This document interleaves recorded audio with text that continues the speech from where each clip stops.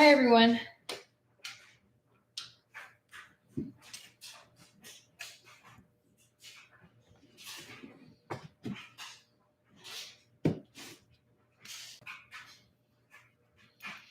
Welcome in.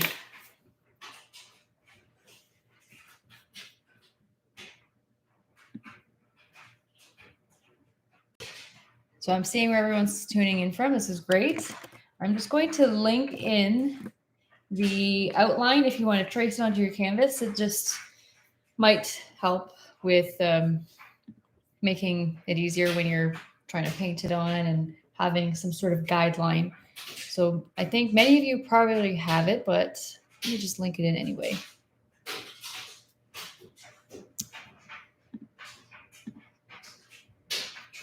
And I'm going to put my paints right here so you can see, as well as my brushes.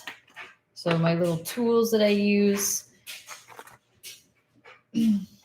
Not really large brushes for this. I actually went with a 7.5 by 5.5 or something like that for canvas size. Yeah, this is adorable. Make sure you have your water cup, paper towel. We'll get started very shortly. And I'm just going to change my water really quick. I forgot to do that. My detail brush, round brush. And for the background, you can use a large brush to fill it in. Any flat brush is good.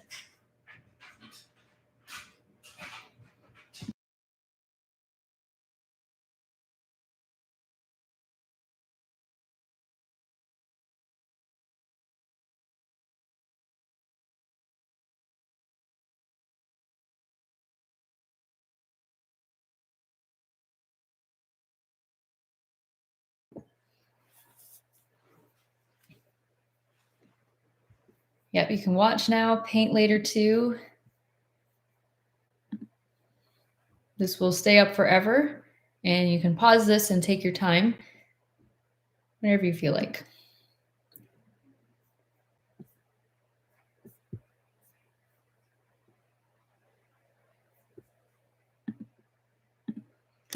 Okay, so here is the link to get the outline. So I just linked it there. And let me know that you guys are ready to get started with your paints. I have white, black here, phthalo blue, bright red, bright yellow. So the primary colors, if you have anything that says primary, that would be perfect. Other colors that I recommend, because the cat has a lot of neutral tones, kind of orange. It's like a tabby cat. And I'm going to show you what I would recommend. So yellow ochre. If you have yellow ochre, this is a great option to have. And I'll show you what it looks like, because you can use this as a shortcut for painting in the fur. So you can see it's very similar in color.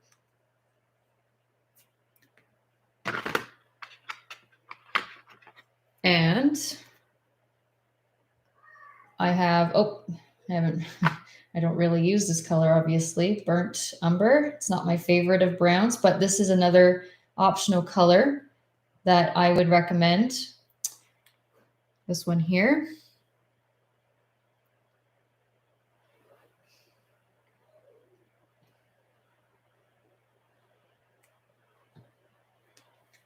That is another brown you can use. It's a little tiny bit more on the red side, and raw umber is another brown that you can also use. So there we go. Some browns to have on the side.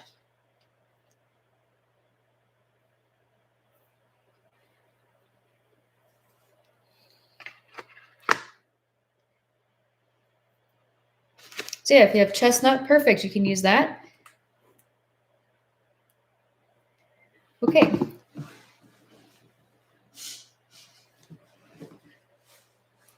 Let's put this to the side, go over the brushes one more time, and let's get started. So there's my pencil if you're sketching it on. When I painted this originally, I did not do any sketch. So the sketch is just based off of what I've done here, and I just traced around what I did. So when I painted this, I actually painted the background entirely and then just put a cat in a stocking. But my large brush to fill in the background really quick. Most of the time, I will be using these round brushes. So I really like the round brushes to get that fur texture.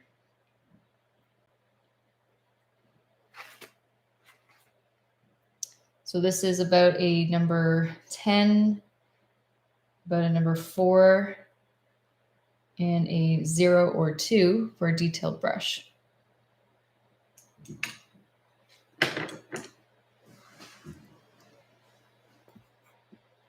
And I'll post it here one more time.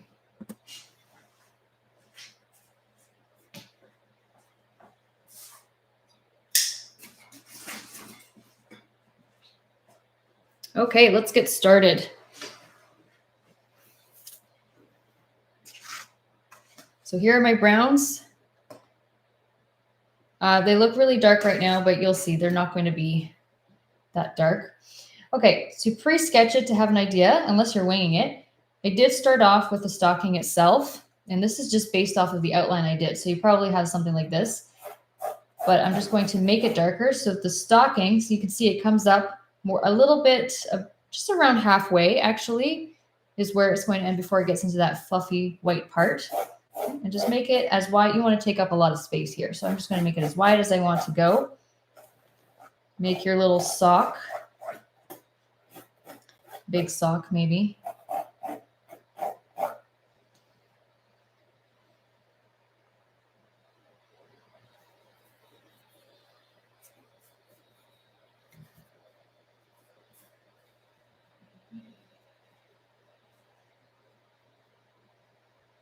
And I'm just making sure that my camera is focused. It looks focused on my end. Then I'm going to make a little bit of that fluffy part with my pencil, just going around from, I'm trying to go a little bit off to the side at the top so that I can fit a cat into this width here, because you can only fit the cat in what you're working with. So about this width, I'm just going to go a little bit further out, nice and fluffy, and don't connect it. Leave a little gap for where your cat's going to sit.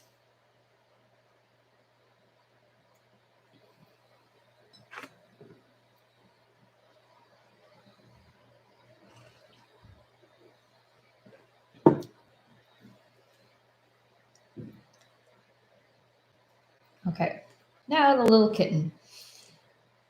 So the way that this is going to be shaped, you probably have the outline again, but you're going to start off before not making the fur.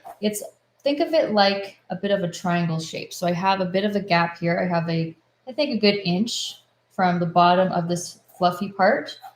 And I'm just going to make a soft V shape, very wide, but also a little bit coming in nice and pointy towards the bottom.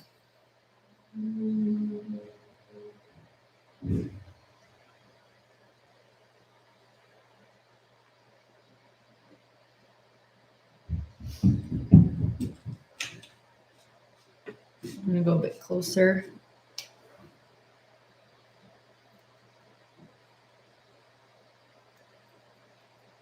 So we have that very wide V shape going from about end to end here. And then just along the top, we're going to make, it reminds me a little bit like a mouse right now, because kitten, it's got all of these big features, these big ears.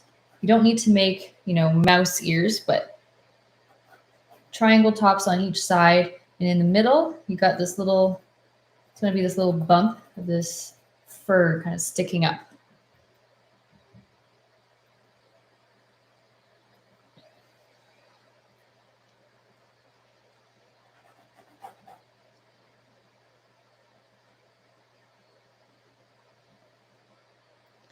And then placement of the eyes to the nose. I actually like to start from the bottom because it might be easier to be able to gauge where everything's supposed to be. At the bottom, you can see it's just got this little mouth that you want to make close to the bottom here. Not too obvious and not too pointed inwards, but just a little bit of a curve coming up towards the middle into a little small triangle nose.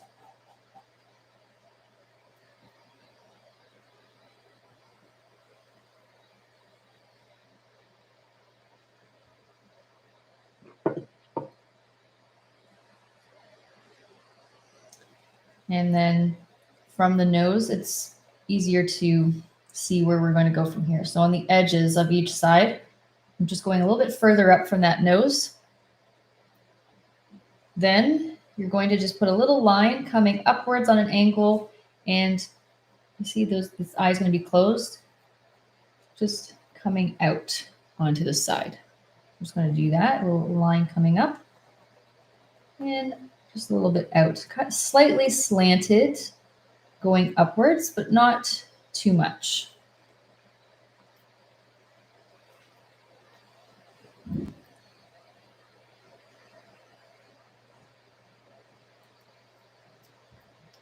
And then I have this little paw that's just sticking out on the side. So a little, you can start with a oval shape. Just right here.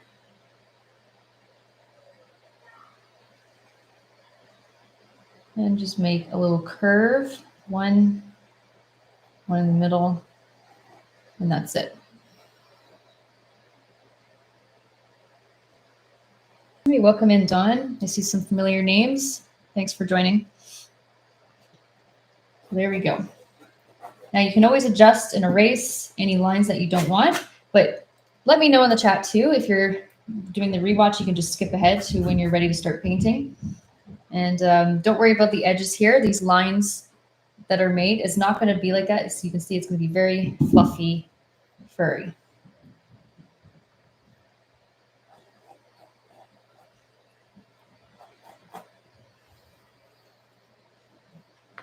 Okay, are we ready to start painting? I'm actually going to soften up these lines so that they're not too dark. When I try to paint it on, it's going to be too obvious. Just very soft. You can still see it.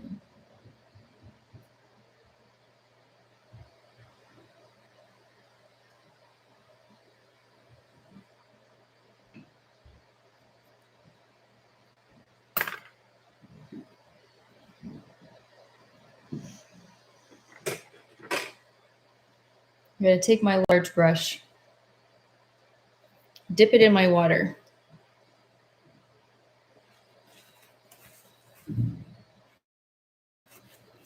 Dab it on my napkin.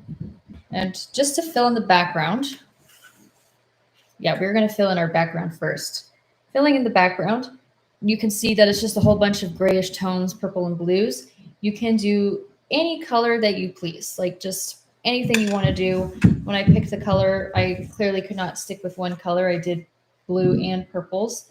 I kind of like that purple color, so let me show you what it looks like, how to mix it. So let's pull some red to the side. Okay, so we have our red here. Then we're going to take a little bit of white. The nice, I guess, a good scoop of white. Don't take too much red because you want to keep things brighter overall.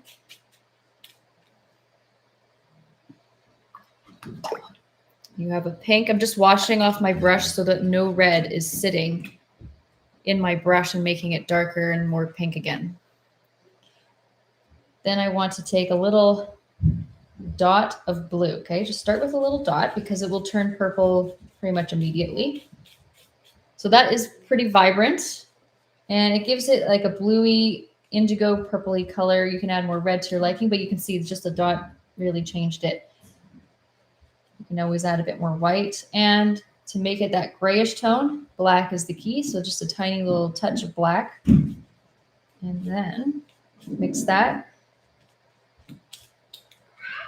Just mix that around. And I think I'll stick with some, see, it's gray, purpley. It's got like a bit of a silvery color.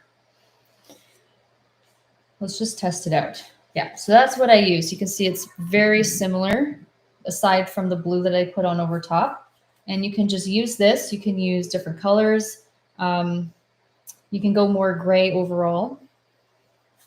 I picked these neutral tones only because everything else is going to pop out. Say the red stocking will pop out against the background and it won't clash with all these different colors in the background. But that's just me.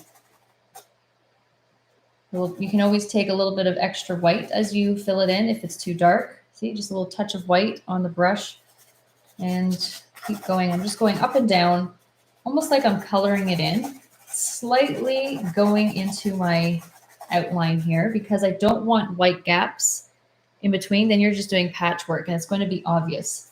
You want to fill in your canvas.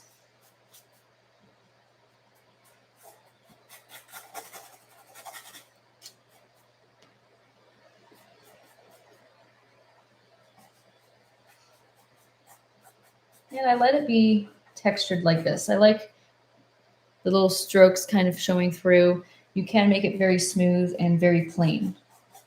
That would be a nice thing to do for the background, not too much attention drawn there. So just fill it all in all the way around. And if you're looking to add a bit of blue with me, we'll add some blue in. I'll just take a little dip of white with my paintbrush without washing it off, and it just makes it brighter automatically.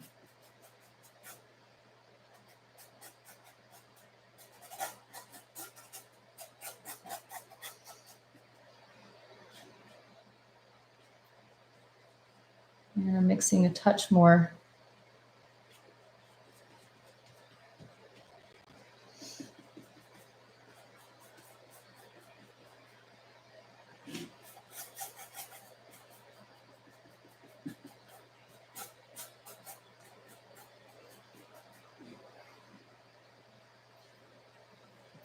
Okay, so this is going to be in an awkward stage just for a little bit.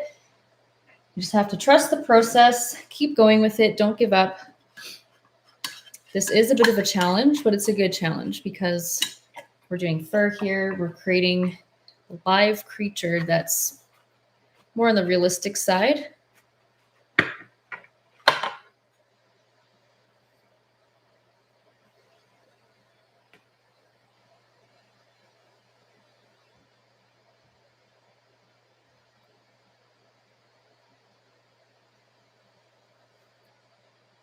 And how are we doing? I'm just about to start the blue so you can see how that's going to look.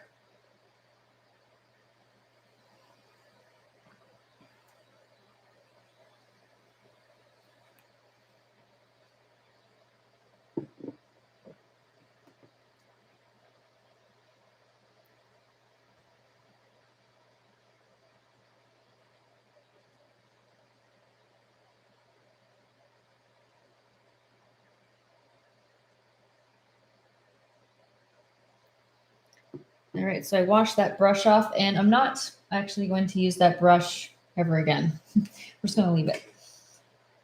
Let's switch to one of our smaller round brushes here. You can see whatever is, good for you on your canvas, maybe the larger one for some of the circles or the smaller one, either or. Let's start with the bigger one. And just remember, take your time. We all have different paces. You can pause this, watch it later. Okay, now with the light blue, dot of blue, mix that to the side. So let's just turn this again, pull some blue to the side. See, just a little bit there. Then a big scoop of white. So you have a super light blue.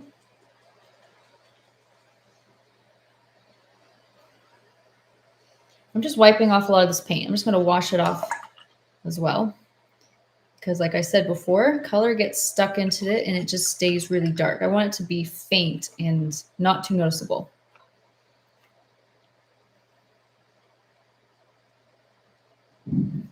If I take this, very lightly coated and not too watery, I just dabbed it on my napkin so it's not leaking water basically.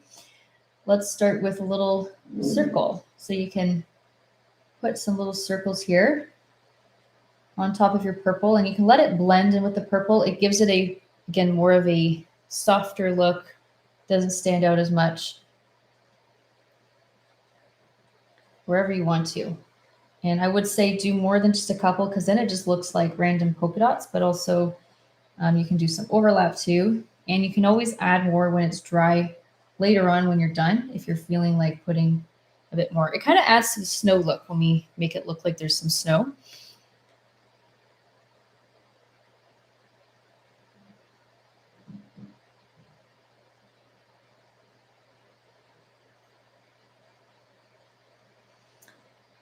And I'm just seeing some people are just coming in now too. Yep, totally. Watch it later. This will not be removed. We keep our videos up forever, and you can just search for it. There, I'm just doing a bit of circles here. And you can do other colors. So if you're feeling maybe a bit of yellowy, orange, or just plain white, you can do that. Okay, great. Stella's done. All good. And I think what I'll do for the last thing in the background, in here, I went a little bit more gray. If you want to make it a bit more grayish, if you don't want it to be as purpley, I guess that's, if it's too purple for you, you can just take a bit more of a gray color, black, and some white. Just very lightly coat it and do some circles with that, or lightly streak in over top a bit of a gray tone, just around. I kind of like to get a little bit messy and choppy with my paint in the background here. I call it the impressionist style, where I'm not really too purposeful with my strokes.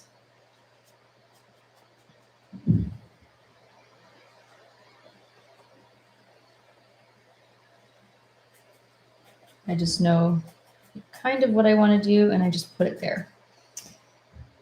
There, just a little bit more gray.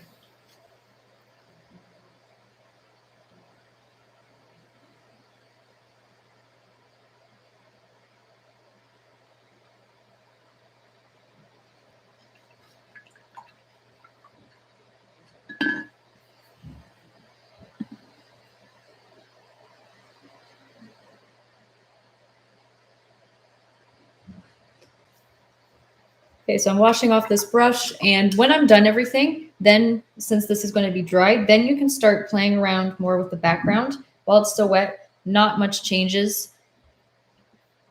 Just keep that in mind. At the end, I added a bit of snow and maybe a couple more circles around to give it that softer look. You can see there's some circles just going around the edges. There we go. Easy part done.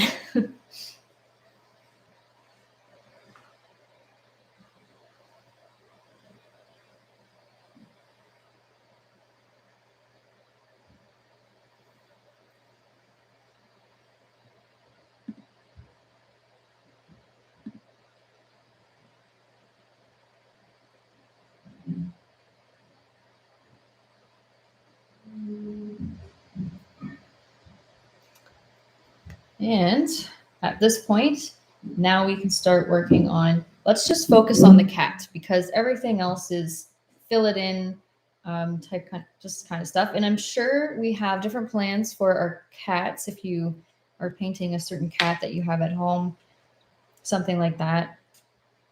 But if you're following me, I'm going to try and follow more of my color scheme. And I just made it up as I went.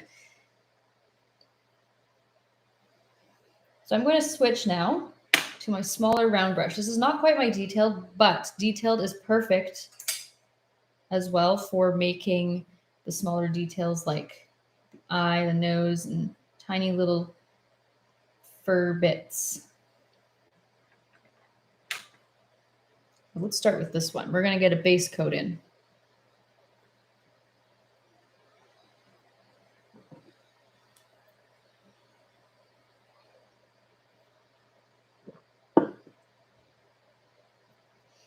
Okay, dip it in my water. In terms of color, you can actually build off of your yellow ochre here if you have one. Otherwise, let's start with a little dot of yellow, a little dot of red, not as much red as we took yellow. Okay, so I'm just wiping off the extra red because you can see our cat is a little bit more yellowy orange instead of red. Mix that. Now we have a bit of an orange. We have to add in some white. And we also have to add in a touch of black. And then we can have a bit more of an idea of how it's starting to look. In terms of base coats, it's not going to all just be this color. It's going to have overlap of some darker tones, some more actual orange, but we're getting similar to an ochre, yellow ochre. We need a touch more white here just to bring it out, because quite honestly, when you put it on, it always looks a bit darker than you thought it was going to be. It's a bit more of like a tan sort of color. You can always add another little dot of red should it be too yellow for your taste. It just warms it up with some red. So that is some mixing on brownish orange tones. Not too much black, otherwise it turns really dark brown.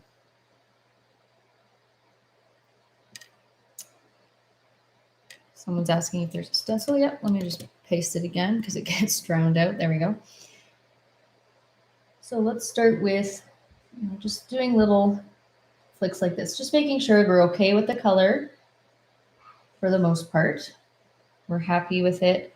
Add more white if it's still a bit too dark for your liking. Maybe you thought it was going to be lighter. And I'm going to trace around the ear. You don't need to paint into the ear because it's going to be more pink. Let's just trace around each ear.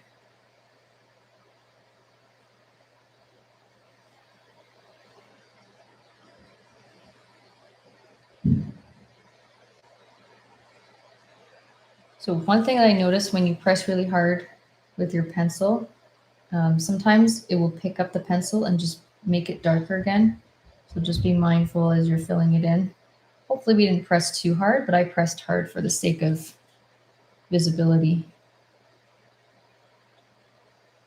And let's just flow with the direction that the fur would be going. And the fur would be going, as you can see on the face, outwards from the nose and cheek. So outwards on the sides. You can see I'm just going this way. Flick it out here. And you can see I'm just stopping. It goes pretty wide. I'm just stopping around where the paw is, around where the ear is about to end, somewhere around there. So it's going out from here. So I'm just going to flick it out. And now the other direction. This is going the opposite way, flicking out, doing the same thing.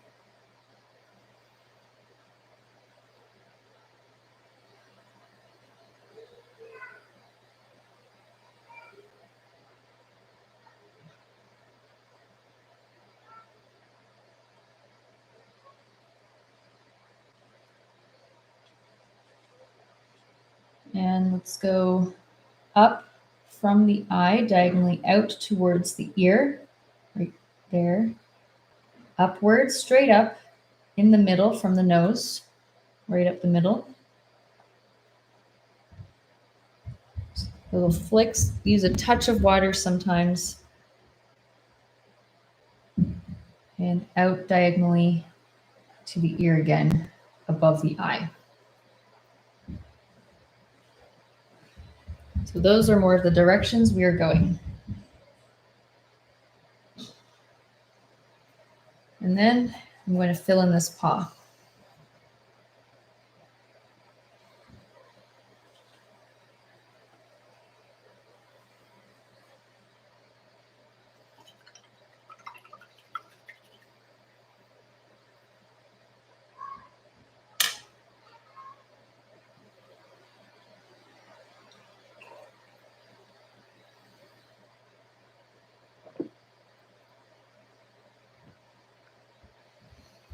Someone's asking what number brush this was.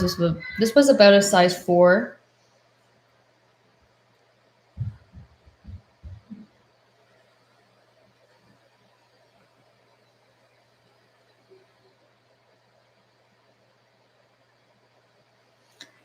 And once you have that, we may as well fill in the ears before it becomes a little bit of a nuisance to fill in, because we have to overlap the ears with all of that fur.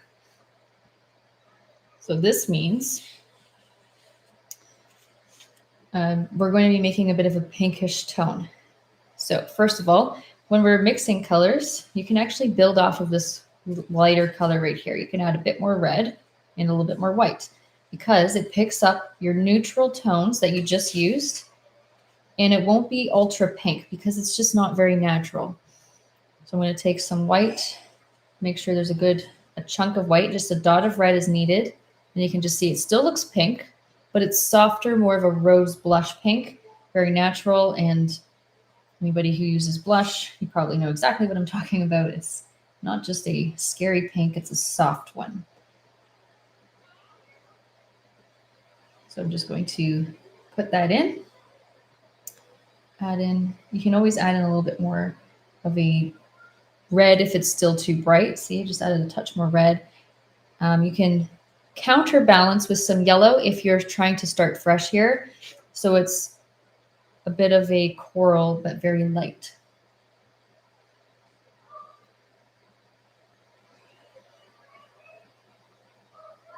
And just go into the face or really into the head just a little bit here, because we're going to overlap it with fur.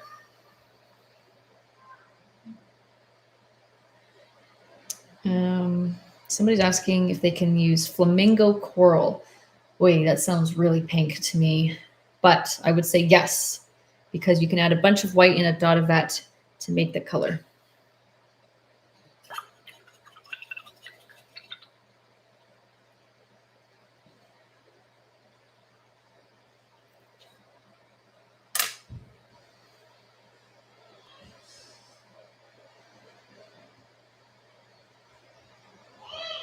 And at the same time, while you have this, you may as well keep this color and put it in the nose right now. See, just a little. You can switch to a detailed brush at any point as you're painting.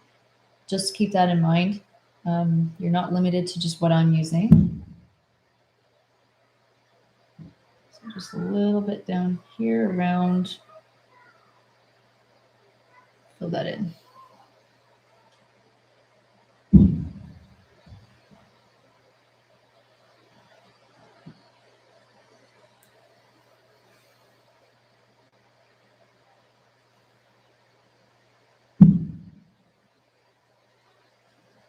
Okay.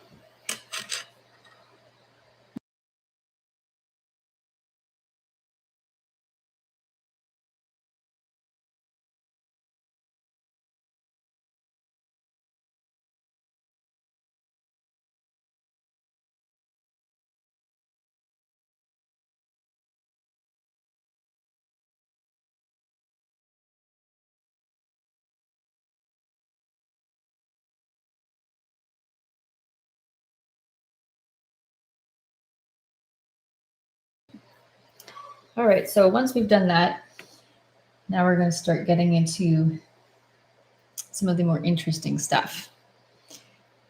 Building onto the fur texture, the layers with the colors. Now I am definitely sticking with my detailed brush for a pretty long time. Okay, so it's just a lot of building off of existing browns and oranges that you have, because I'm never just starting fresh over and over again. That's, honestly, it's kind of a nuisance to have to start from scratch. I just build off of what I already have created. So this is what I've created already. If you need to make a bit more, just keep remembering the base coat that you started with. So that was, for me, on my cat, I started with, let's say, this little scoop of yellow, just a little bit less of the red here, just a little bit less, so you get more of like a actual orange color, not too red looking. Then a little dot of black. You can always add another dot if you need it to go a little bit more on the brown side. And white, right? So you have more of like a yellow ochre, but a bit brighter at this point. So you can chant that in your head. Just remember sort of how you made it. It doesn't have to be exact match because it will be nice when you get different tones of this color in. It adds to the layering. Okay, one of the things that I do like to start with is actually outlining and just shaping out the face. You can see that right where the eyes are, around the mouth too, so around the bottom of the nose, you can see it's a lot more brighter and it's lighter overall. So with my detailed brush, let's take a little bit of this color we just mixed to the side. A lot more white here. Just bring on the white. It's this almost off white, like eggshell color, you know, the eggshell white, basically that. So that's my best analogy for what that color is. It's not white, it's just an eggshell white. So it's got that undertone of this tan color. Okay, let's test it out. And I'm a lefty, so I'm covering the colors as well. But let's just shape around the eye. You can, even if you cover the eye, it's okay because we're going to put it back in. But let's just go diagonally up, almost from in the very corner and a little bit upwards. So now we're being a bit more purposeful with our strokes and shape it above and a little bit on the edge underneath. So it's, again, a little bit above, starting all across the top to the corner, then just underneath on the very corner and slightly touching into the corner. I haven't followed it down on the other side of this bottom part where the nose is going.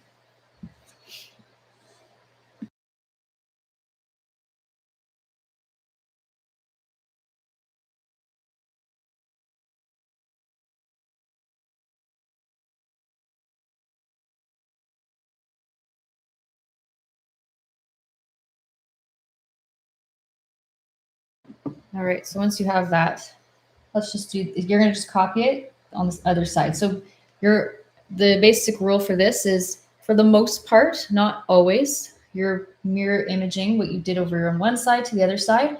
But I know that there is different variety in animals and cats, and you probably have like a birthmark or something you want to put in.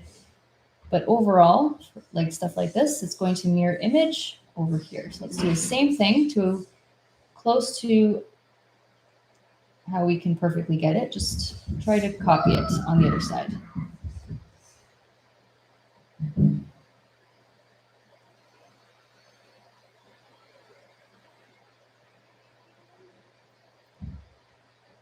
And, you know, our acrylic paint is really forgiving. So try to remember that just because if you made a mistake or anything, you can easily just put some of your darker orange or something like that back in.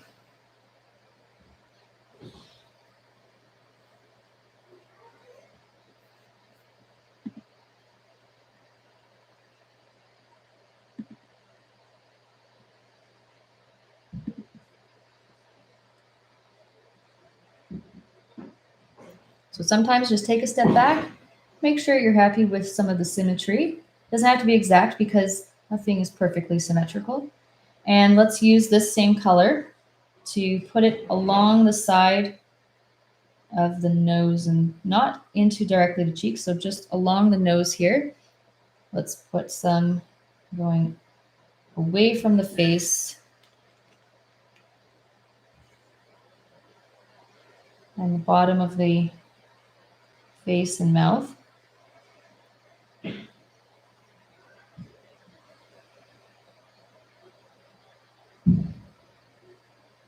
Off to the, just a little bit into the cheek.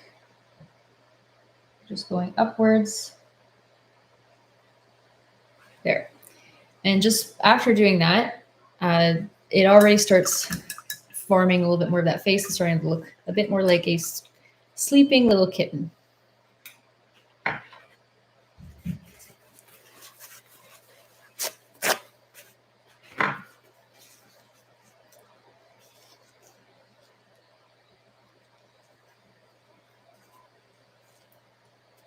So a side note as well, while you're working away, sometimes your paint is not fully dry, and if it's not getting any brighter, don't keep piling on the paint. It has to come back and do a second coat when it's more dry, and it will pop out a lot more. So just keep that in mind too as you're painting. This is not as bright as maybe I want it to be later, but this is my first coat, and I'm happy with how it's popping out already.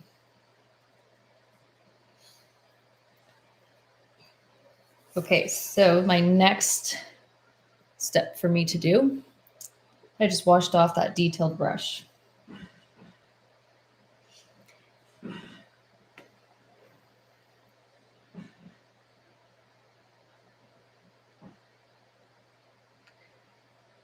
One of the things that I want to work on is just accenting some darker spots. We're going to go to a little bit of a darker brown, not quite this chestnut brown here or your raw umber. That's the closest thing I can say that brown is. It's more of a lighter, just a little bit of a lighter brown. So this means, let's just make, if you want to build off of that, say you had your yellow ochre, just add in a touch more black, for example. And if you're building off of any of this, a bit more black, again, roughly the same. Okay, so just a little bit more black. If it's not going dark enough for you, just add a touch more yellow and red and it will get even deeper, no more white. So you can compare it to your other color and you've got something a few shades darker. So I'm just twirling my brush around so that it's not overly coated with paint. You don't want a whole chunk of it on your brush. Okay, one of the things that I think I would like to start with is testing it out is a good thing to do right around the paw, because the paw, you can just change it up at any point. So let's just outline these little toes.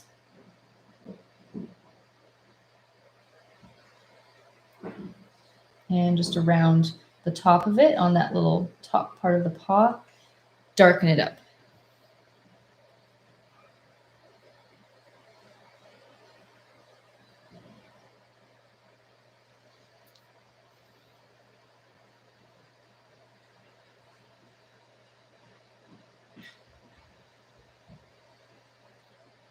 And again, the sketch, someone's asking about the sketch, so I'll just say it again really quick. You can find the sketch on, the link is to the Facebook page, yes, because we can't link an actual outline here. You have to go to the Facebook page and you'll see it in our discussion thread there.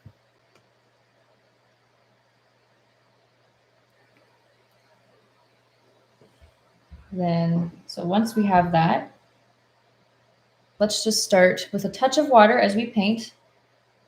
Let's just start putting in a little bit of some shaping into the little outside that eye, into that cheek, right before the nose, not into the nose. So it's just around that nose there. Kind of light little streaks, short little strokes off to the side, layering out this cheek here. See a couple of streaks, defining the cheeks a bit more and overlapping a bit of the ear. I would say outlining that ear along the top part and the side is a good idea.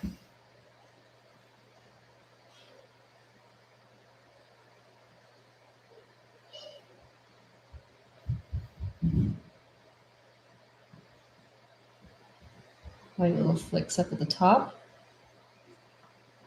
So think layers, some at the top and then go a little bit shorter, lower down. You can build on the layers so it looks like you have a couple bits of fur forming, coming down. Don't worry if it looks a little bit like a troll right now with the hair. Just start working on these layers.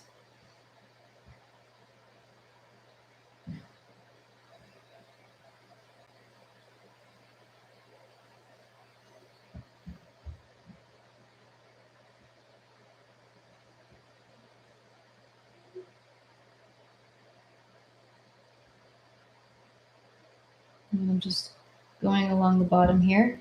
It's a good bit of shadow.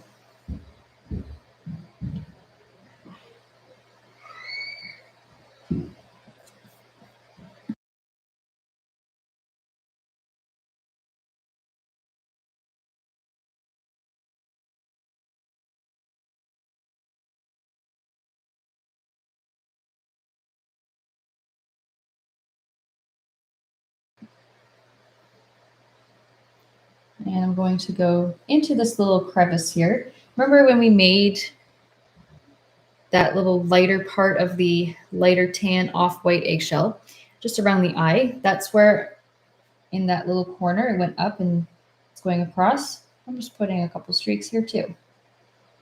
It's almost like, in a way, you're making a bit of a brow, just going upwards, a couple little streaks. And I have this color breaking up all of this lighter tan color, orange color everywhere.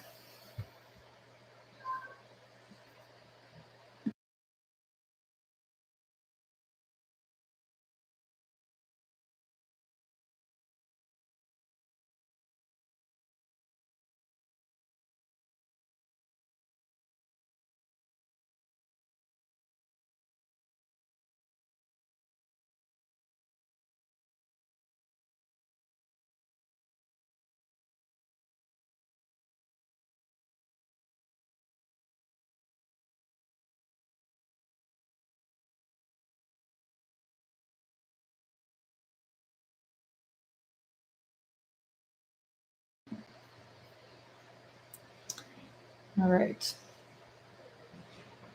So I'm just touching up on that lighter color. See my second coat into where I put that light eggshell white kind of fur color around the mouth.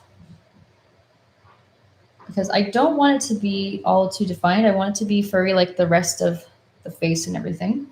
You don't have to go as long. These are really short strokes. Pop out around the eye one last time before I put in that line coming in around the eye.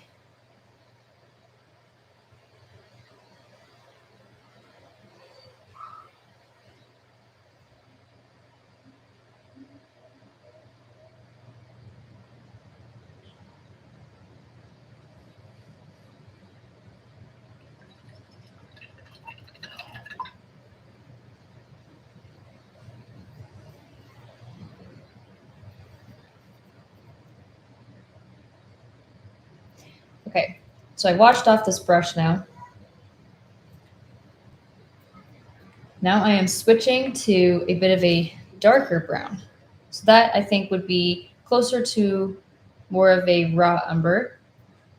You can see if I mix this in, you can see it's pretty dark. It is quite dark. So you can add a touch of white to it. And if you're just building off of the other colors that we just made, take in more red, more yellow, about equal parts is fine. A little dip of black.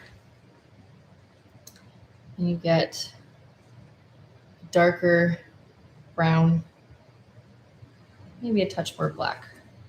There. Water. Pick up a little bit of my paint. Water helps spread the paint around.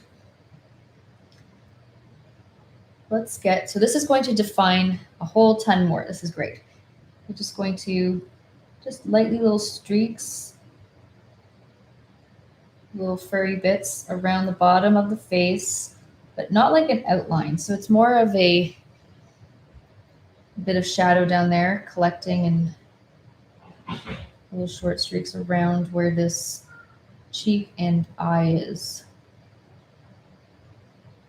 See how it's just kind of flicking outwards.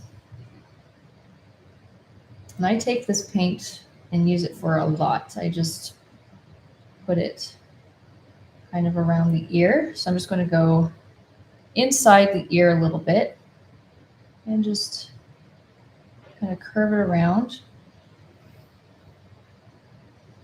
Has more of a 3D look. When you bring it in from that outline, just bring it down a little bit, and now it has a bit more of a thick layer going around. Same around here.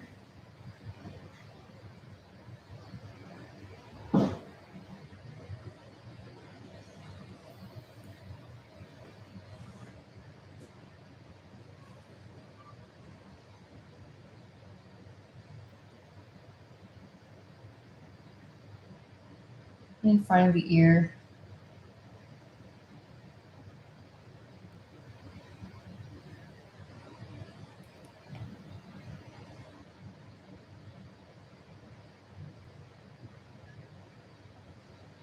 up at the top a little. And off to the side again.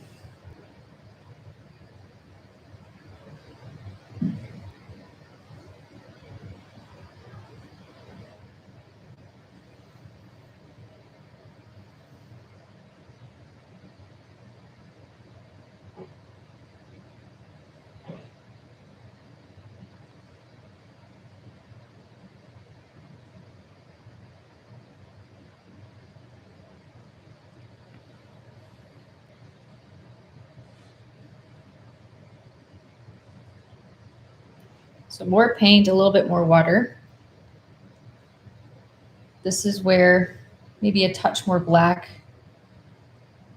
because I want to take this nice detailed brush, probably grab the smallest one that you have, and put a little line. Okay, so like a little thin line. You can even use a Sharpie. So there's an idea.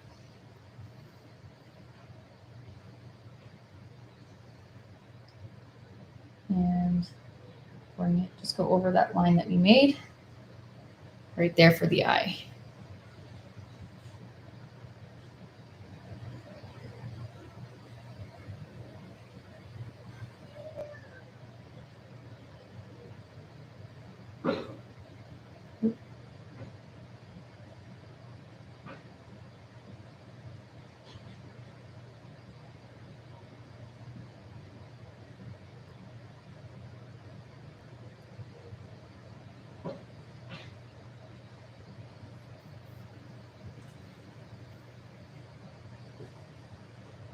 And a little line just above the nose.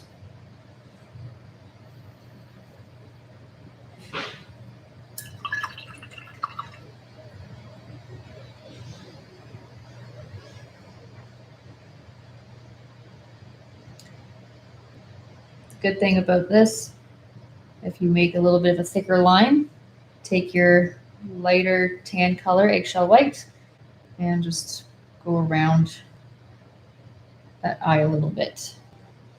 Usually when it's a bit more dry, try not to smudge it around if you can help it.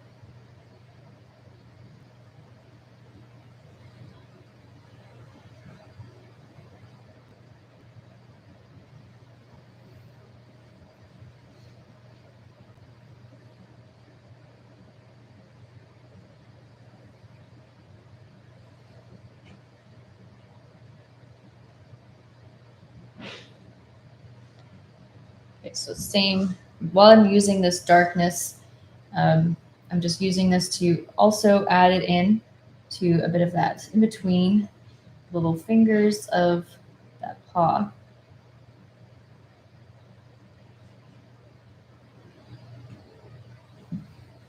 And just into that above part here, just give it a bit of a pattern. So you want to put some unique stripes and all that kind of stuff up into the forehead, so it's not too bare. And it's just mostly short little lines making up these almost like tiger stripes.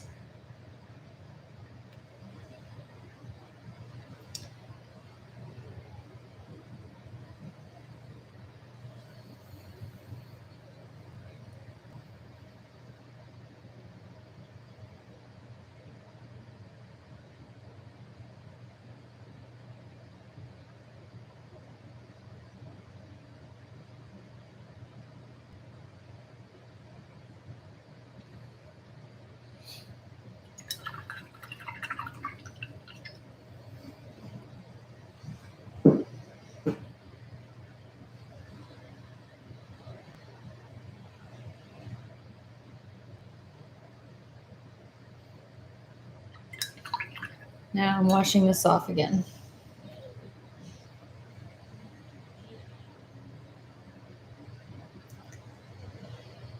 Okay, so we're going to keep going. Let's just build onto this a bit more. In terms of color, I'm going to just pick, I like to just pick a little bit of a combination of colors that I already have. So a bit of this dark and lighter original color that I used. See, I get something slightly different, not too different that it's going to be overly noticeable. Soft brownish tan color. So that's what I'm using. And I like to put this, again, right into the corner, up into the very corner of the eye on the inner part. So if it's not changing in color too much, just add a bit more darkness. I find that it's a bit more on the darker side than it is on the lighter side. And you can also shape around this nose a little bit more.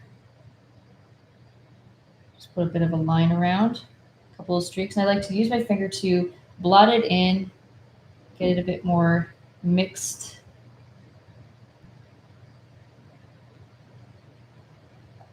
And it gives it a bit more of a blend.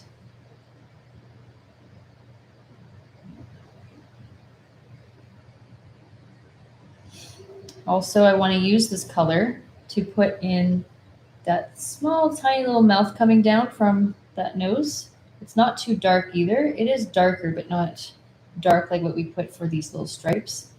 So it's just light little touches to give it a soft, not overly smiley either. Try not to curve it up too much because then the kitten looks like it's smiling really hard while it's sleeping.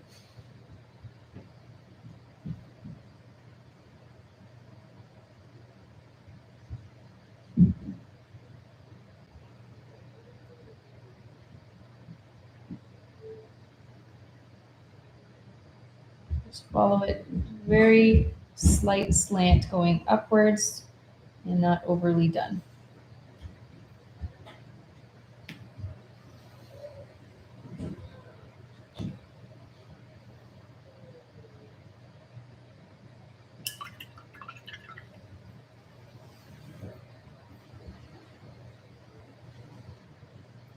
And adding a little bit into from the top of this paw here, just dragging it down a little bit.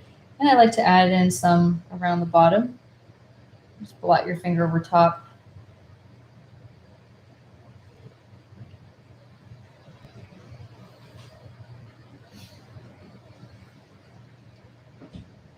Use a little bit into the ear, giving it more of a furry look. Sticking out little tiny hairs, just kind of sticking out from the edges.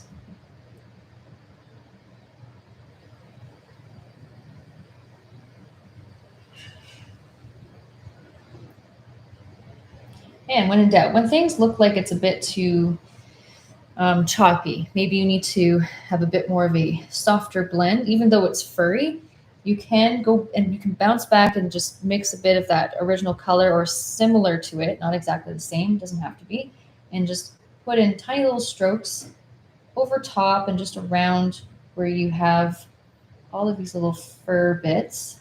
You just lightly streak it, and it just looks like it has a bit more of a blend. It's not as rough looking with all of the noticeable lines, and it gives it a bit more layering. And it kind of smooths it out a little bit more. So you can see it's a bit more smoother.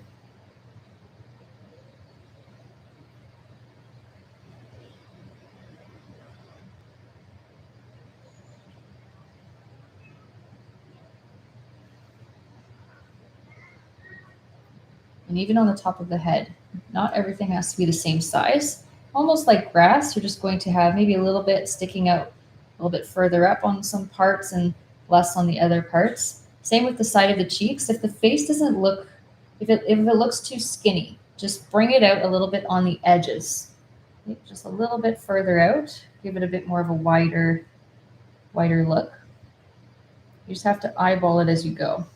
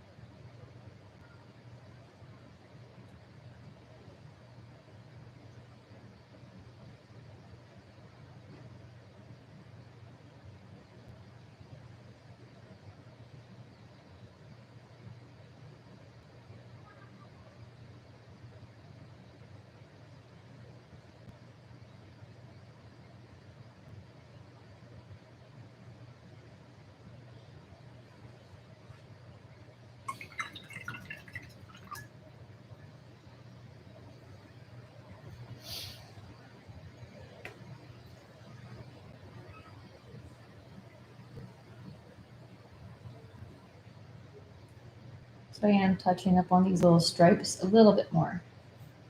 Let's get some of them popping back out a bit. Slight little touch-ups. And a bit more into closer to the nose. Make sure this eye is coming a little bit closer to the nose.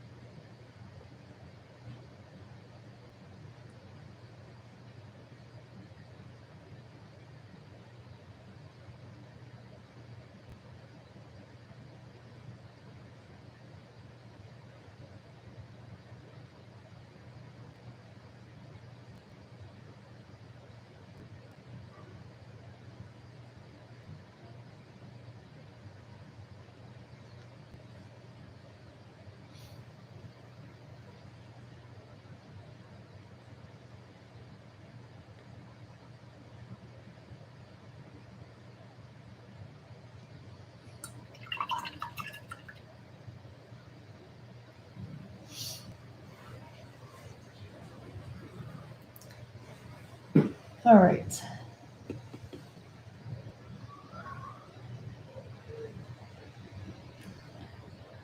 So I washed this off again. And I'm going to be adding in a little bit of some actual orange. As you can see, there's a bit of some orange that I added in just to boost the orange look. And if you want to add this in, you can. It's into the same base color that I started with. I'm going to mix in some more yellow and just a little bit less of the red. Yeah, so just more yellow, making sure it's not too red looking. And you can use more of an actual orange color. And again, it softens it up when you build off of that original color you had. So it's not just a scary looking orange, but if you do want more of an actual orange, just do yellow and a dot of red. Probably like 3 parts yellow, 1 part red, a little touch of white. And you get more of a brighter orange here. Let's just go back to this one. Maybe a touch more white. Let's add some in. Let's see how it looks. Yeah, pretty orange.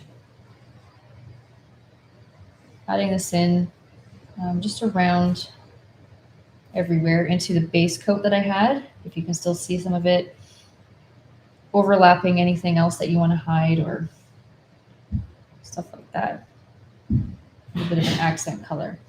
I like to add this a little bit into the cheek area, just underneath the eye a bit.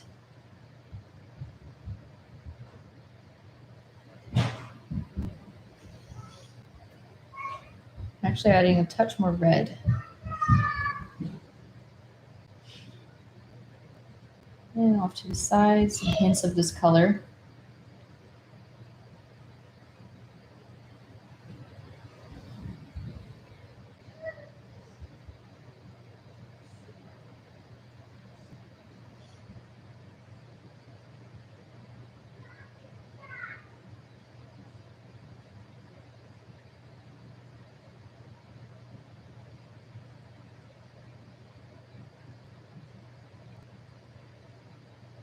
Maybe a little bit into this paw too.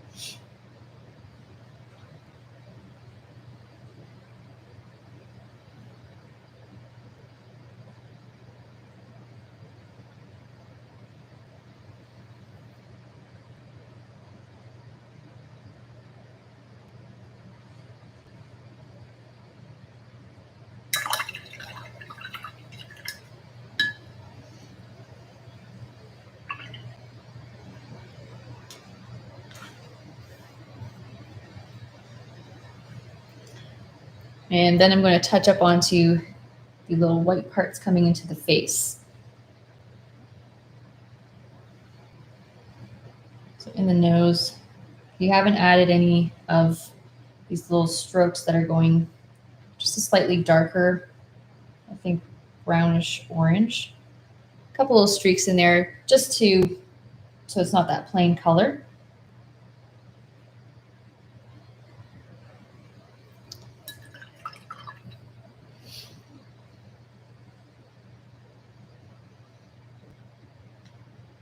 And you can take a little bit of plain white, just lightly coated,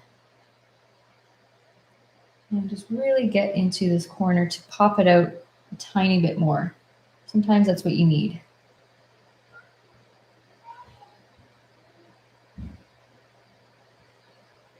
I think it pops it out a little bit.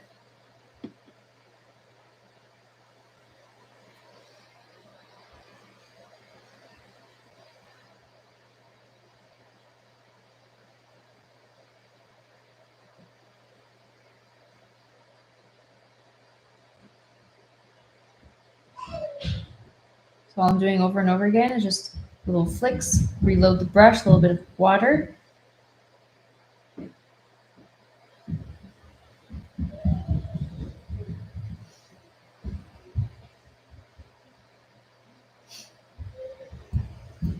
And I actually use a bit of this white to put a couple little highlights right into the inner ear part.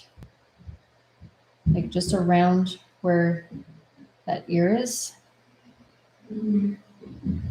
The fur is overlapping a bit.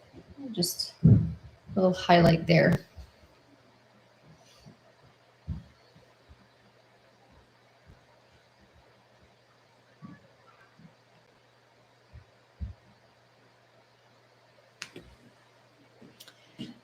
And for the most part, a lot of the face is done. We're going to let it breathe for a bit. Any adjustments that we're going to be adding in is best left for it to dry. Work on this bottom part and this part right here, a little furry bit where it's kind of nuzzled into.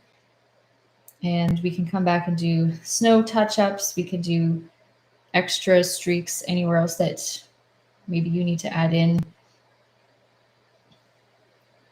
I like to touch up on the nose afterwards as well. We're going to put a bit of snow here and a bit of shadow just on the bottom part. So how are we doing? I'm just going to take a minute here before I start onto this part here. And also we're going to add in the clothesline, unless you have other plans. Yeah, this is, so this piece can be frustrating if you're doing this on a smaller scale like me. If you're doing on a bigger one, it tends to be a little bit easier to work with. But yeah, you need something detailed. This is not even the most small. This is actually a size 2 brush. But if you have a super thin one, it's good for using like a size 000 for the eyes and some of the tiny little hairs you can add onto the ends of the face.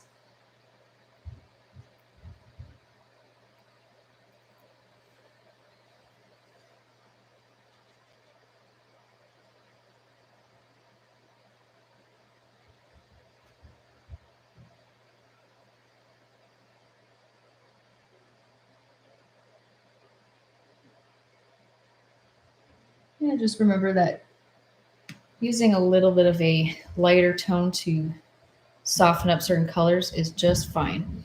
Oh, someone's using 11 by 14 canvas. Yeah, that's way bigger. Okay. Down here, we can actually just switch to a bigger brush. This is just my larger round brush, about a size 10 or bigger. We can fill in our stocking.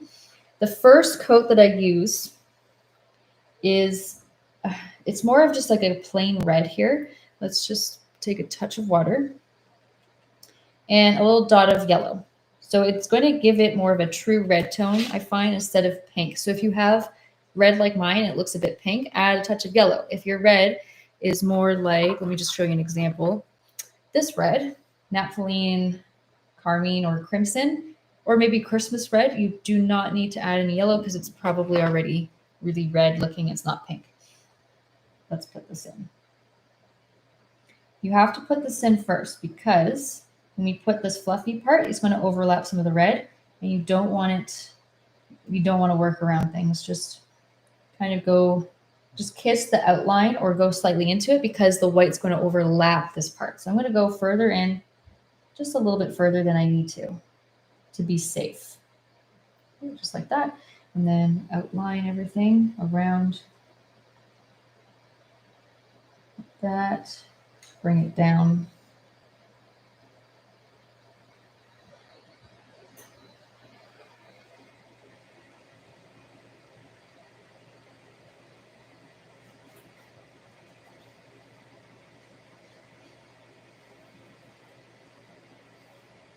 It looks more like a true red here because of that yellow that I added. Even though it has a slight little touch of orange hint, it's what I want.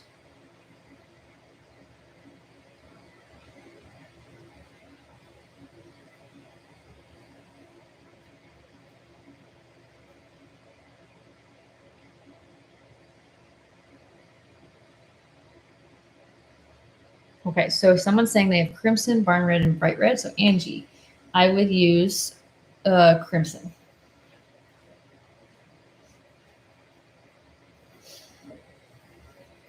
Okay, little tip. If you have issues with it not covering the background, you can either just make it part of your shadow. If it works out, you're like, okay, that's my shadow anyway. Or you're going to have to put in a touch of a lighter pink color / light orange just around that area as a base coat, because then it will cover that up really well when you do a second coat of your red. And the second coat is actually going to be more of a dark red. So there we go. I just put that in, and it's going to be a good base coat for when I put my darker actual red that I intend to put.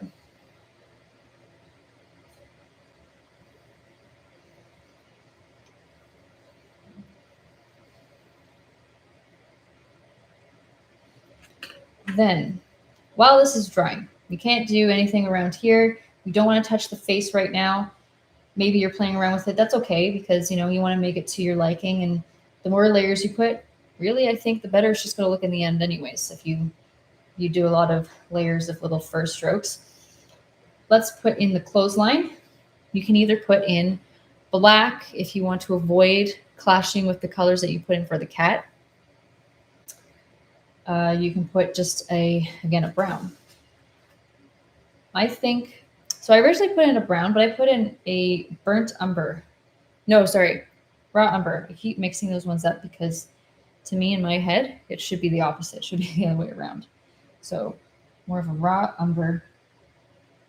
You can have this either up here, like around the ear, or you can go a little bit lower. I'm going to go a little bit lower this time, just so that I don't mix it up with the ears and that kind of stuff. I'm going to go a little bit lower.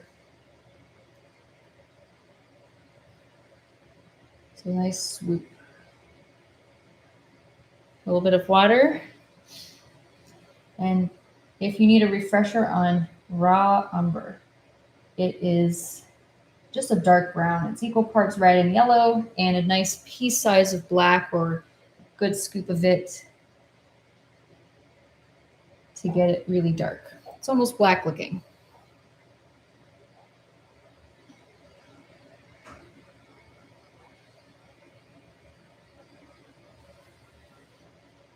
This is about the same, pretty much the same that we put into the little face here. All these nice little darkness streaks.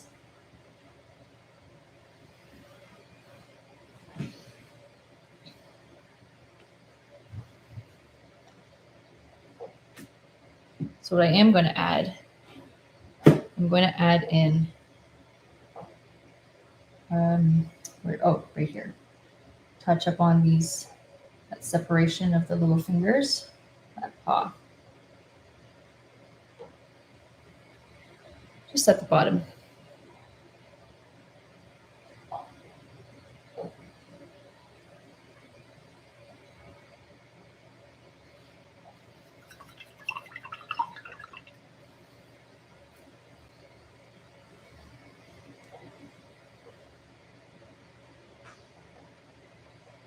And the next thing I like to tackle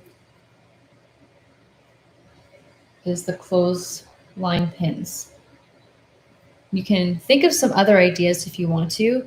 You can even opt out. No one's going to really notice the difference. But those little clothesline pins can make it look like this is being held up by something, but also you might not even see them because it could be just behind the cat. Let's take literally any color you want. Something that is not your cat color. In fact, I'm going to go different this time. Instead of brown, I think I'm just going to use blue or red. What should I do? I'm going to do red. I'm going to do a red brown. So it's not too red. So red, a little bit of yellow, a bit of black, and a bit of white. Very red brown color. Very much looks like a red wine color too.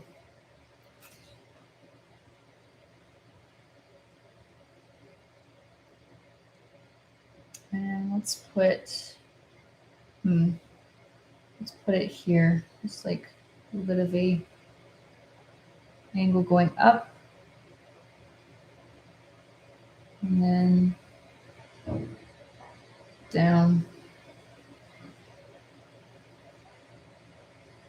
Make it a little bit thicker.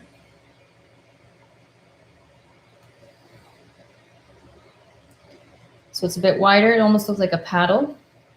It's the shape of a paddle at the top and then kind of comes in. And you don't really see the other side too much. Depends on where you place it. So over here, I did roughly the same thing.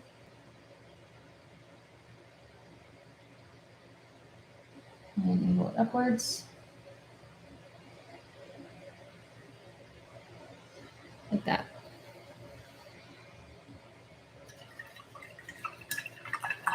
So if you're looking to do the same color that I did originally, it's closer to a red-brown, equal parts red and yellow again, some black and some white, not too much black though, otherwise it will look more gray.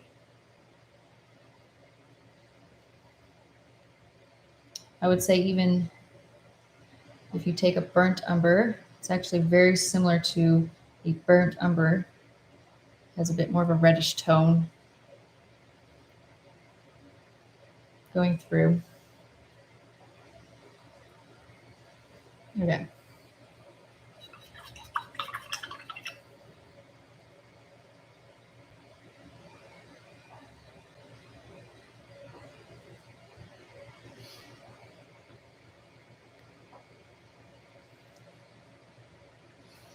All right, so after that, letting that sit in here, into this fluffy part, we're gonna build onto the texture of it. And don't worry, this is actually getting a lot easier from now on. And even after when we did the face, we did most of it. Everything's easier than painting in the cat face. It's actually more of a grayish color. I did go with a hint of purple. So if you want to stick with the theme in your background, you can actually just use that exact same color to shadow all the bits into the fluffy part. Let's grab a dot of red again, dot of black, and a scoop of white, and a tiny little touch of blue. So it's looking a bit purple. I think I'll take a little bit more black, but still, it's just a lot of white with dots of these colors. Just remember that. We're not going ultra dark. Ultimately, it is up to you how gray you want to go. So the more black you add, the more gray it's going to look overall. Okay. So just taking a light coating. Then I'm just going to dab. See this over here has that little swoop. You can put a bit of shadow just underneath the face. I dabbed, so it's almost lightly coated around the face. Helps with a kind of the shadow underneath there too.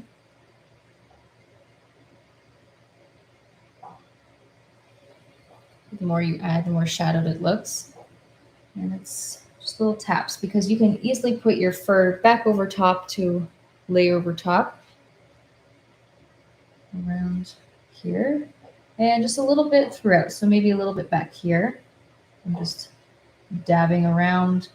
I find that it's a bit more shadow just closer to the bottom. So I am going into a little bit of this red because it's definitely more dry right now. Need some water.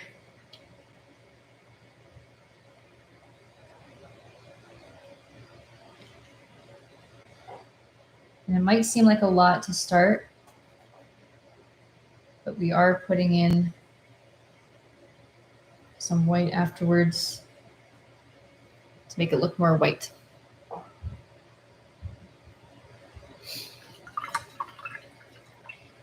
And you know what? Having the ears look a little bit asymmetrical is just fine because sometimes they are just that way. And I think I tried to do it on purpose. When I created this, the ears are not perfectly symmetrical because one of them's a bit more relaxed and one of them's more sticking up a bit. It's pretty cute.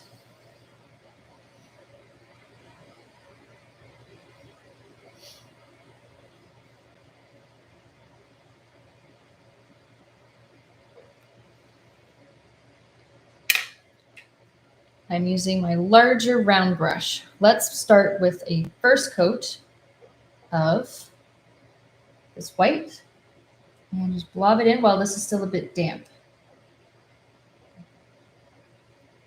Blob it in here on the side. Pretty much all over.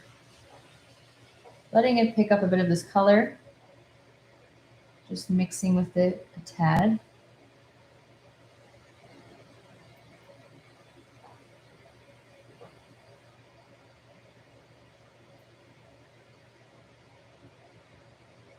And I'm just going to leave the edges down here alone for now, and then I'm going to come back when this is done.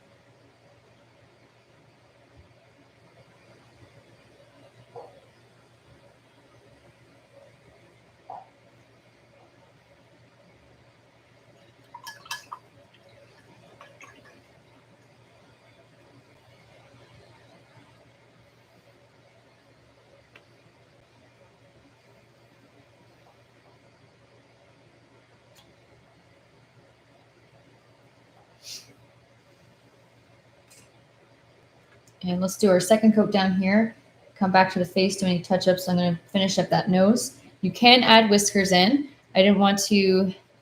It's really if you think that you can add it in, if it's going to work, if you can even see it.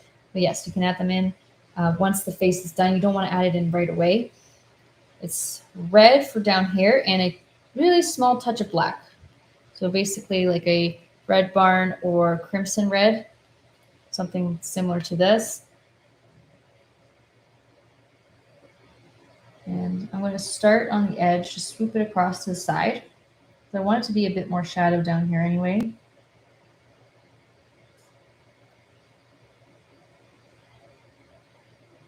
And I'm just going to go up and down. Take a little bit of this over on the edges.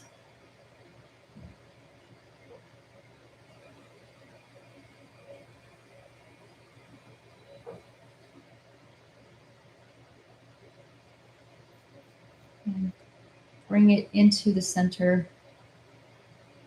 And it looks like the center is a little bit more brighter because I didn't put as much into the center. I started from the edges and worked my way inwards.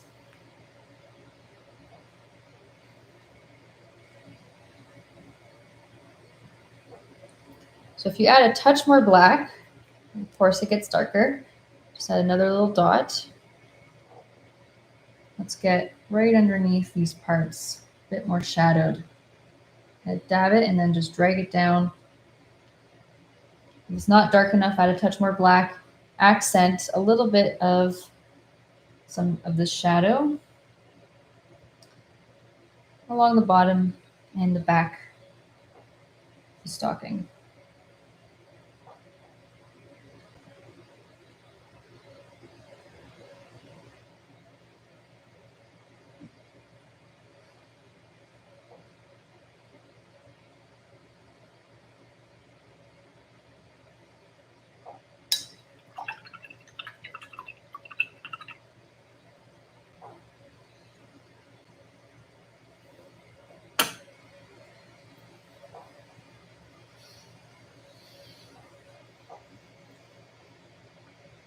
So if you switch to something a little bit smaller, you don't have to use a detailed brush, just a smaller round. I'm going to streak with some white while it's still a bit wet. Turns a bit pink if you're okay with it. Otherwise, you can do it when it's dry. But I didn't. You can see that it's a bit of a pink highlight just along the opposite side because I felt like it. Maybe a little streak of some white. You can give it a bit of a shine. Although it's more of a cotton piece of clothing, wouldn't shine so much, but it's a nice added touch. You put in some highlights here. Maybe just around the middle parts. Use your finger to blend it out, and it's not too bright. It's not going to look too shiny.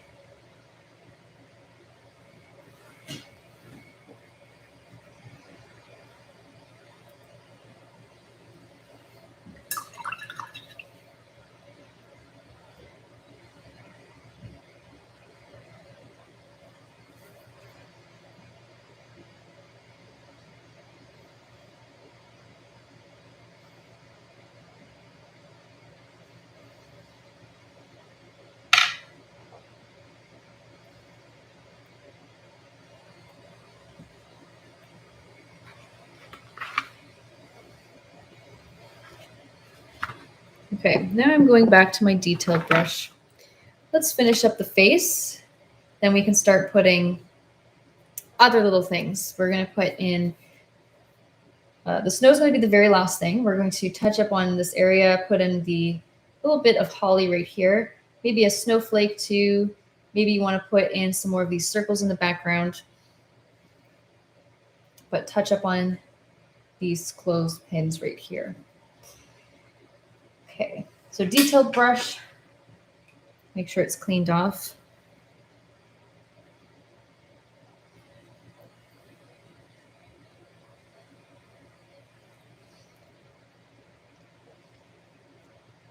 Any touch-ups, I'm trying to think where that would be. I would say take your super dark brown or just some of your dark brown. You can touch up on the actual eye if it's not dark enough. Maybe you want to take some black and just put that into the eye.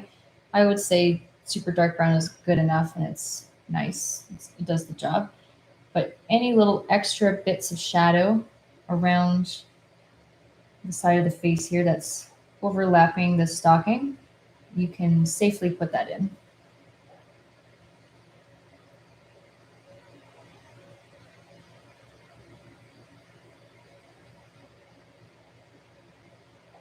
Maybe around the edge here.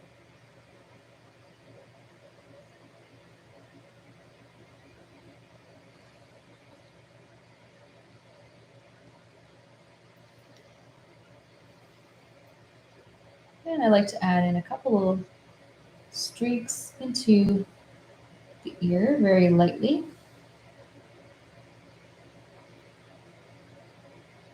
Or around the ear on the edge.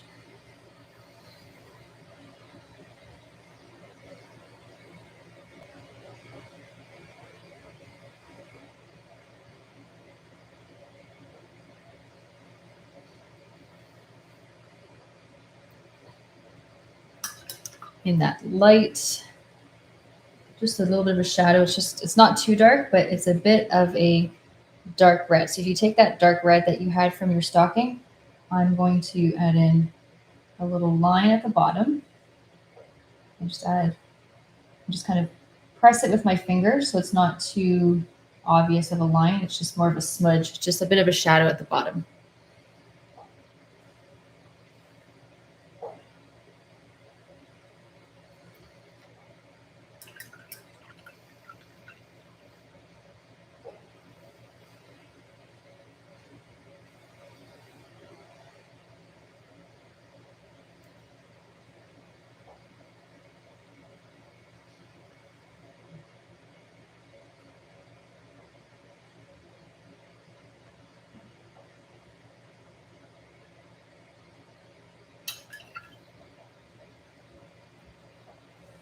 Okay, let's take some black with our detailed brush and outline very roughly around this clothespin.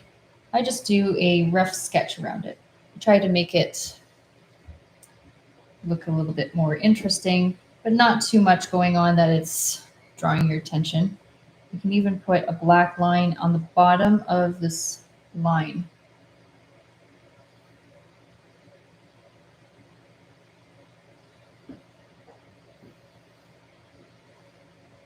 A little bit here, so you just roughly outline it. Maybe, so you put a little, let's see if you can see that, little line below it, give it more of a 3D shape.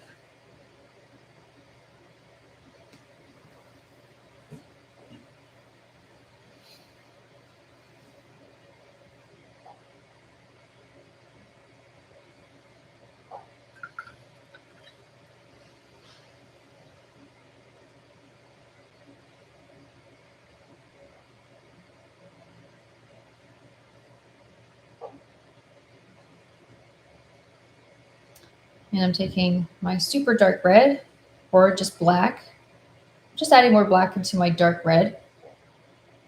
I like to outline.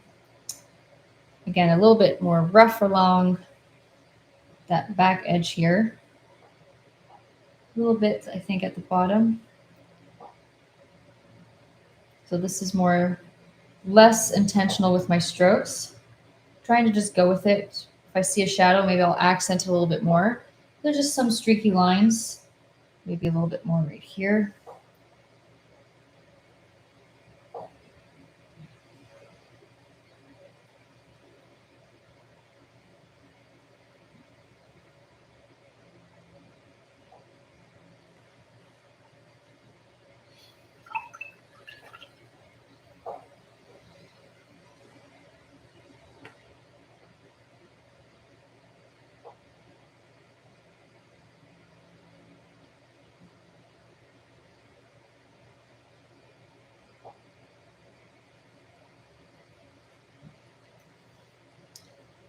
Okay, so my round brush, any one of these brushes. You can use the large or the smaller one.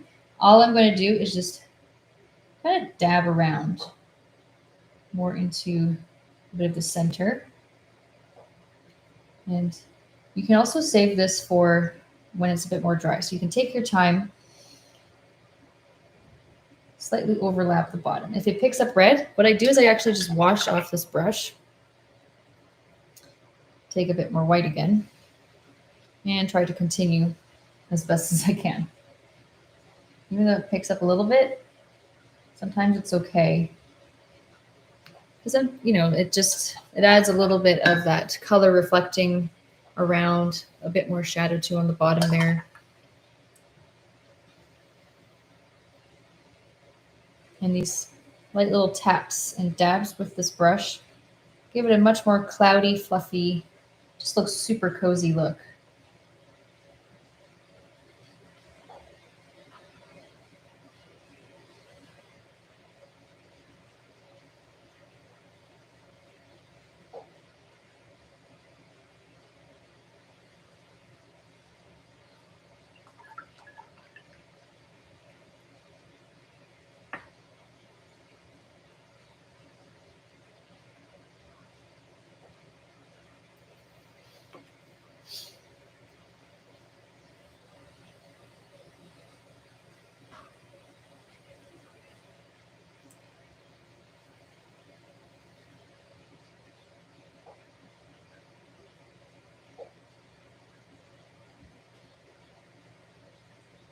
All right. I think it's time to start adding a little bit of snow. One thing I will say is you can take a lighter brown, maybe the same brown that you use for your clothesline, detailed brush, and just highlight the top. So instead of the black at the bottom, you're just doing the opposite, highlighting the top. Little line, good enough.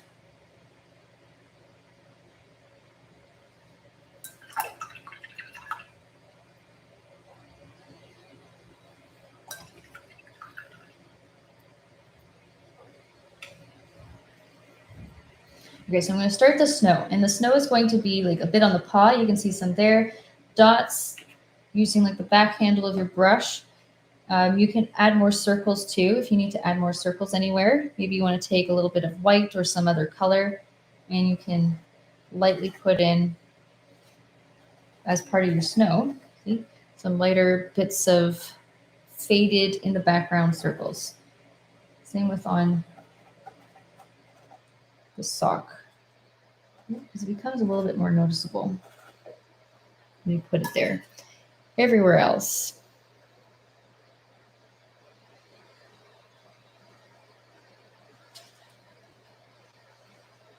So wipe off a lot of the paint, hardly any paint at all.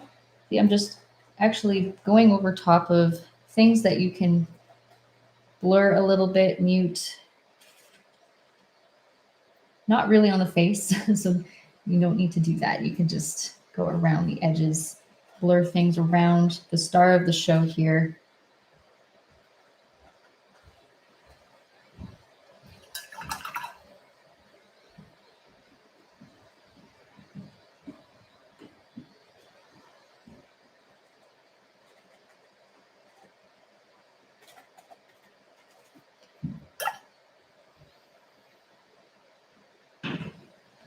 And let's take with our detail brush some white. Well, thanks, Angie.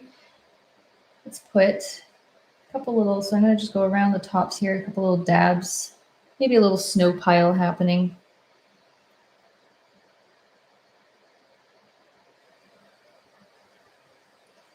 Maybe on top of the, slightly covering the clothesline. You just want to go right over top a little bit. Pile it up, little dabs with your brush. Right here too. Right, because it's going to collect down here and just a little bit less as you go upwards.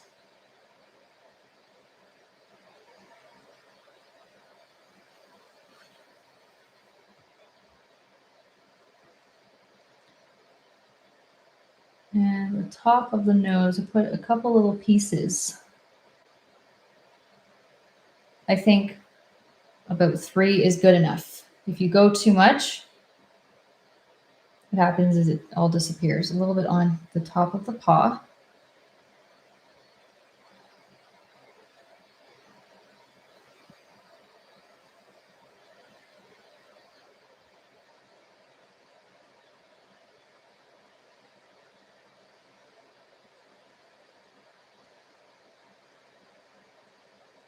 Oh, and I did some on top of the ears too.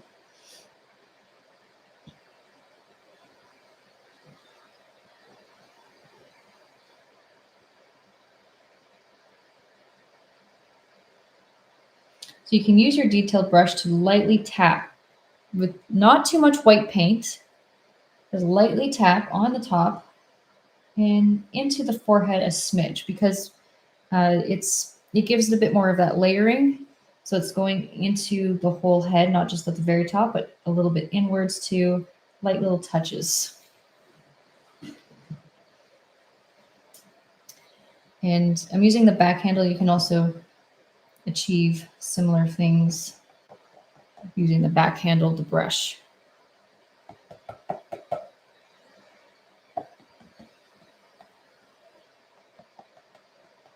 And this I poke pretty much everywhere.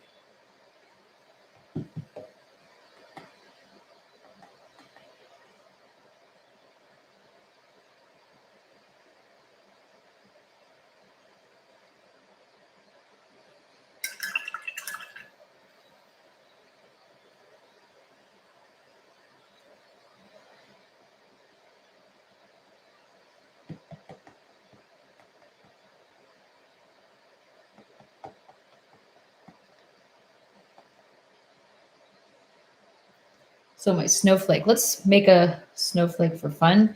Then we're going to start with the holly, little berries and the green leaf. I'm going to, so I don't know, I decided this was the spot, something there. You can go a little bit higher, wherever it suits you. I think I'll put it right next to my little sock here. So just start with a dot. Starting with a dot, a little bit of water. And you can change your water if you need to. I'm going to start with a plus sign. So just a line going up. Actually, yeah, plus sign.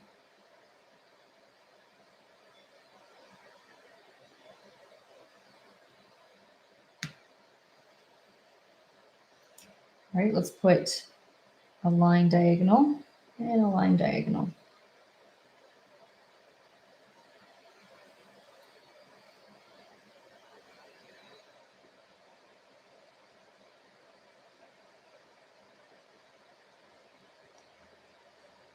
So you could leave it like that, or I would take the back handle of my brush and I'm just going to poke on the ends of each one.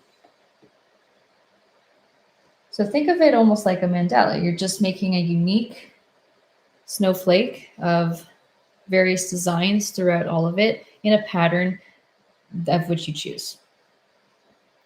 So maybe what I'll do next is the line in between.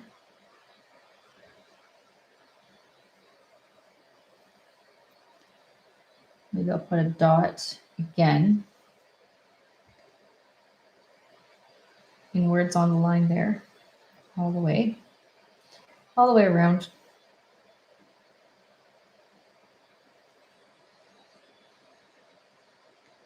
And a couple more lines, maybe just crossing over the tops. So many things to do. And there we go, we have a snowflake. And you can keep going, add more stuff, whatever it is that you find that's interesting.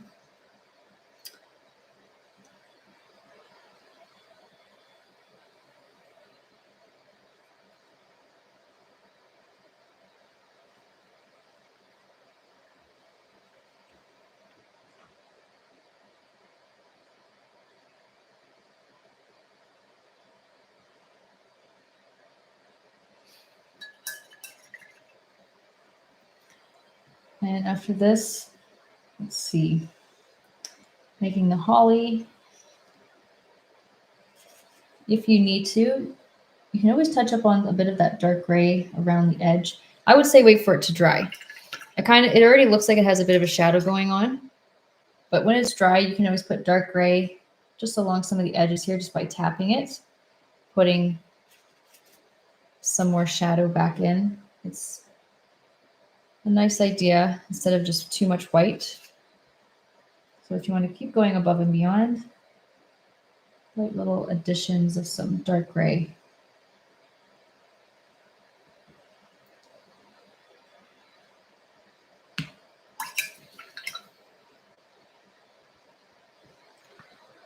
Okay, let's take just a nice big scoop of red and a dot of black.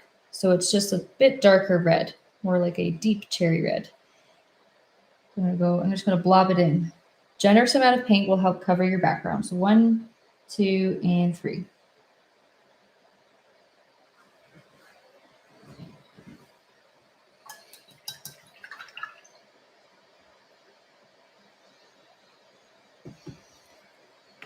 And after I wash off this brush, I'm going to take a green and mix that together. Let's pull some yellow to the side and a little scoop of blue. So about 2 parts yellow, 1 part blue. Then a little touch of white is going to help cover your background. And also, as we're nearing the end here as well, love to see results on our Facebook page. You can post it under the event link or on our main Facebook page under the calendar. It's nice to see people's results. It's always fun if you want to show off there. Add a little touch of black to this. It mutes it a little bit more. It's more of an earthy green. And let me know what you guys thought. So if you thought this was hard, I mean, I know it's a bit hard, but if you thought that this was doable, maybe not quite what you're hoping to do right now, maybe you need a bit. I'm going to use little inverted lines. I really like to start with a straight line just coming out first. So that's going to be the middle part. And then from each side, I'm just going to curve it out. Go 1, 2, 3, 4, and just meet at the tip. So let's do the other side. Out, 1,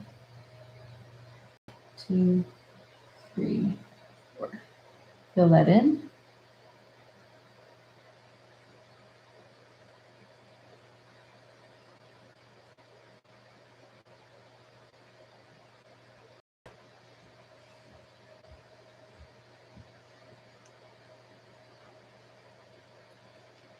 Let's go over here.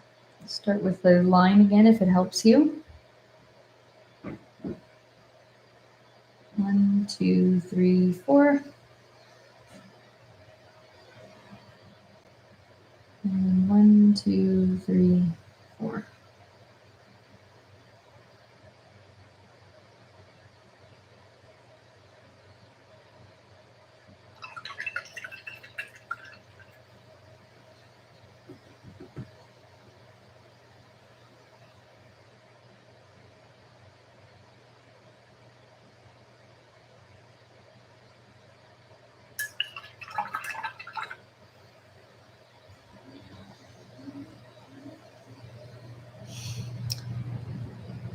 Okay. So one of the last things for those final touches, because the green just can't be green on its own, has to have something else. I just take some yellow and white right here on the side, and just, you can wait for it to dry too, or you can just streak it in. Maybe just put that line down the middle and just put a couple streaks highlighting one side. You have some more interest there. You could also, in addition, just put a black little line going down the middle. When it's more dry, it's easier to do.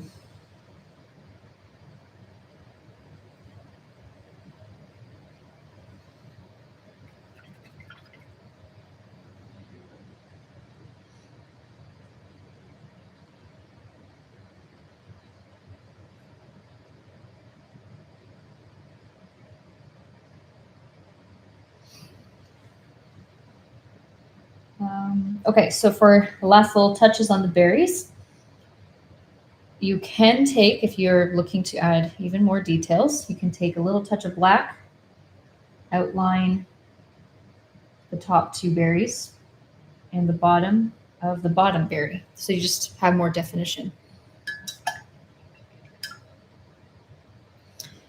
Then you can finish it up with a couple bits of snow. So white paint, a couple dabs here, just along the tops of these 2. And I put a little swipe of white on the sides of my berries, and that's it.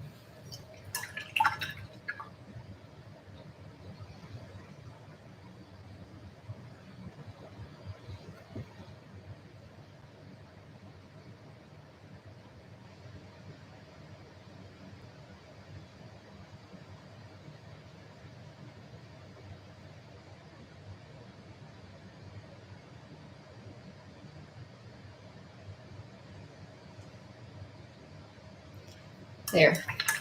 And I would say paint your edges black. You can hang it up on your wall. You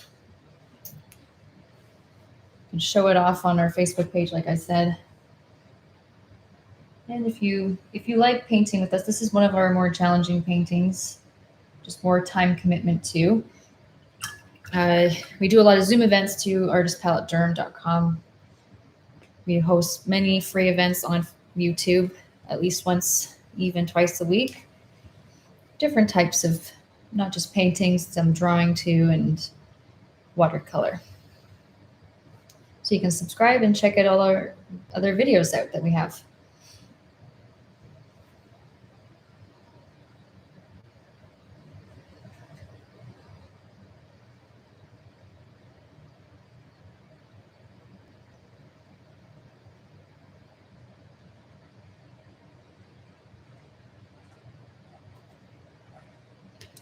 Okay.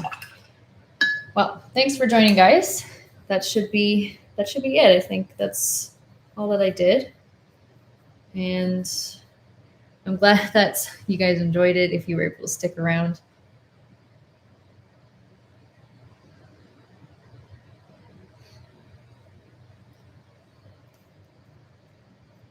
And this is a great Christmas card if you're looking to make your Christmas cards for a couple hours each.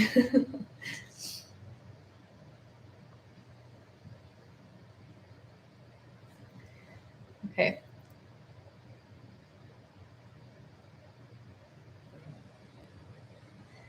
And yes, a dry brush for the circles is perfect. You just want very little paint on your brush. It does it super well. Enjoy the rest of your night. Happy painting. And maybe I will see you guys again. Bye, everyone.